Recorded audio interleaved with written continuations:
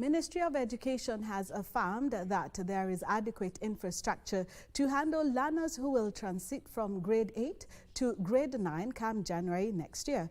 Principal Secretary for Basic Education, Dr. Bello Kipsang, said the government has completed 68% of the classrooms, with legislators committing to handle the rest. The PS also noted that 20,000 intern teachers will be recruited in January to ease the current shortage. With barely 2 months to the beginning of the next school calendar in January 2025, when learners in grade 8 will be transitioning to grade 9, Ministry of Education has come out to allay fears of any hitches pertaining infrastructure. Principal Secretary Basic Education Dr. Bello Kipsang, who appeared before the National Assembly Committee on Implementation, assuring that by January a total of 17,000 classrooms will be completed to accommodate learners. And we are already at 68, almost 68% of doing these classrooms. We are doing 11,000 classrooms as government. I know we have partnered with yourselves that we committed 3.4 billion shillings, and members of parliament and members of the National Assembly committed to match the amounts. So we are going to do another 6,000 classrooms through your support, and by January we envisage to have done 17,000 classrooms of what is needed for our children to transition from grade 8 to grade 9.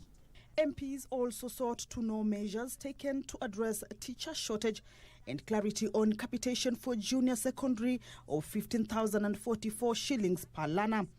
Because we have children who are being sent home to buy basic things like desks.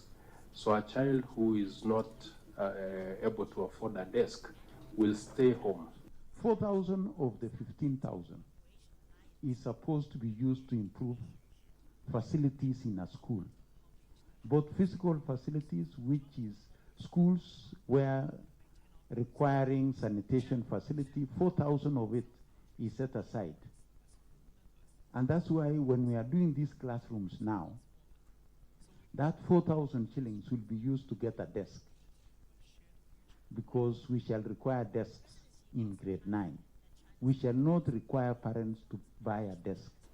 I'm seeing a situation in my constituency and in other parts of northern Kenya